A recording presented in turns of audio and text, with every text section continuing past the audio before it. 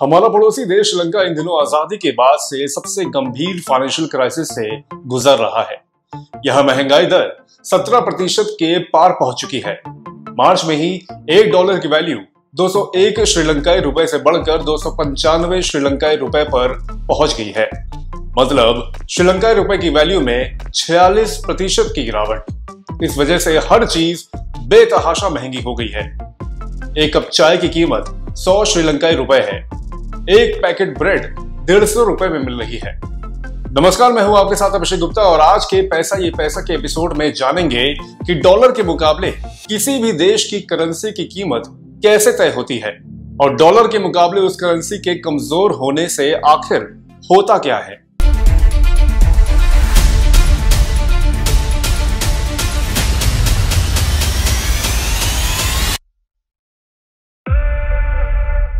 Dollar के comparison में किसी भी दूसरी करेंसी का मूल्य घटे तो इसे उस करेंसी का गिरना, टूटना या कमजोर होना कहते हैं। अंग्रेजी में इसे करेंसी डेप्रिसिएशन कहते हैं। हर देश के पास फॉरेन करेंसी का रिजर्व होता है जिससे वो अंतरराष्ट्रीय लेन देन करता है। फॉरेन करेंसी रिजर्व के घटने और बढ़ने से उस देश की मुद्रा की चाल तय होती है। भारत की बात करें तो अगर भारत के विदेशी मुद्रा भंडार में डॉलर अमेरिका के रुपयों के भंडार के बराबर है तो रुपए की कीमत स्थिर रहेगी। हमारे पास डॉलर घटे तो रुपया कमजोर होगा, बढ़े तो रुपया मजबूत होगा। इसे फ्लोटिंग रेट सिस्टम कहते हैं। इसे इंडियन करेंसी के एग्जाम्पल से समझें। मान लीजिए कि अमेरिका के पास 75,000 रुपए हैं और हमारे पास $1,000 है। डॉलर का भाव 75 रुपए है तो दोनों के पास बराबर धनराशि है। अब अगर हमें अमेरिका से कोई ऐसी चीज खरीदनी है जिसका भाव हमारी करेंसी के हिसाब से 7500 रुपए है तो हमें इसके लिए $100 चुकाने होंगे। अब हमारे फॉरेन करेंसी रिजर्व में बचे हैं $900, जबकि अमेरिका के फॉरेन करेंसी रिजर्व में भारत के जो 75,000 रुपए थे वो तो हैं ही। भारत के विदेशी मुद्रा भंडार में जो $100 थे वो भी उसके पास चले गए। संतुलन बनाने के लिए जरूरी है कि भारत भी अमेरिका को $100 का सामान बेचे। लेकिन अगर आप जितना माल डॉलर चुकाकर इंपोर्ट मतलब आयात करते हैं उतना एक्सपोर्ट नहीं करते हैं तो डॉलर की वैल्यू रुपए की तुलना में बढ़ जाती है। फॉरेक्स यानी कि फॉरेन एक्सचेंज मार्केट में रुपए के बदले कई देशों की करेंसीज की लेन देन की दर तय होती है। डॉलर के मुकाबले अगर रुपया घटता या बढ़ता है तो इसका सीधा असर फॉरेक्स मार्केट पर दिखता है, क्योंकि इसी के आधार पर देश के लोग विदेशी बाजारों से लेन देन करते हैं। साथ ही सबसे पहले एक्सपोर्टर और इंपोर्टर प्रभावित होते हैं। हर देश के अपने फॉरेक्स मार्केट होते हैं लेकिन सभी एक ही तरह से काम करते हैं।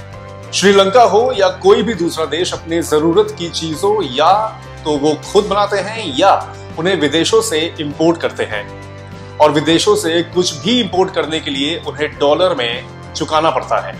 एग्जाम्पल के तौर पर अगर किसी देश से आप तेल का आयात करना चाहते हैं तो उसका भुगतान आप रुपए में नहीं कर सकते। उसके लिए आपको अंतर्राष्ट्रीय स्तर पर मान्य किसी करेंसी का प्रयोग करना होगा। तो इसका मतलब यह है कि श्रीलंका को भुगतान डॉलर में करना होगा। ऐसे में डॉलर के मुकाबले श्रीलंका का रुपया जितना कमजोर होगा, श्रीलंका में बाहर से इंपोर्ट होने वाली चीजों की कीमत उतनी ही बढ़ेगी। वैसे श्रीलंका ऑयल, फूड, पेपर, चीनी, दाल, दवा और ट्रांसपोर्टेशन से जुड़े इक्विपमेंट के इंपोर्ट पर निर्भर है, खास तौर पर खाद्य वस्तुओं के लिए आयात पर। चूंकि श्रीलंकाई मुद्रा में गिरावट आई, इस वजह से तेजी से खाद्य पदार्थों की कीमतें बढ़ने लगीं। ऐसे में श्रीलंकाई रुपए कमजोर होने से इनके लिए श्रीलंकाई सरकार को ज्यादा कीमत चुकानी पड़ रही है। इस कारण वहां इन चीजों के दाम तेजी से बढ़े हैं। इससे देश में महंगाई तेजी से बढ़ी है। मूल वजह कोरोना काल में उनके पर्यटन क्षेत्र में आई गिरावट है। श्रीलंका की जीडीपी में पर्यटन का काफी बड़ा योगदान है। वहां की जीडीपी में टूरिज्म की हिस्सेदारी 10% से ज्यादा है और पर्यटन से विदेश मुद्रा भंडार में भी इजाफा होता है। लेकिन कोरोना महामारी की वजह से यह सेक्टर बुरी तरह से प्रभावित हुआ है। कोविड की वजह से वहां की विदेशी मुद्रा भंडार में बड़ी गिरावट देखने को मिली है। विदेशी मुद्रा की कमी से कनाडा जैसे कई देशों ने फिलहाल श्रीलंका में निवेश भी बंद कर दिया है। वजह और भी है जिसके बारे में हम आपको किसी दूसरे एपिसोड में बताएंगे। वैसे किसी भी मुद्रा को मजबूत करने के तरीके यही हैं कि विदेशी सामान पर निर्भरता को कम किया जाए, जिससे कि इंपोर्ट कम करना पड़े। साथ ही विदेशी निवेश को बढ़ाया जाए और एक्सपोर्ट बढ़े, ऐसे सामानों का देश में प्रोडक्शन बढ़े। ये कुछ तरीके हैं जिसे सरकार भी समझती है और इसी से हम गिरते हुए रुपए को थाम सकते हैं। अगर आपको हमारा ये एपिसोड पसंद आया हो तो इसे लाइक और शेयर जरूर करें और अपनी बहुमूल्य राय हमें कमेंट बॉक्स में जरूर दें। धन्यवाद।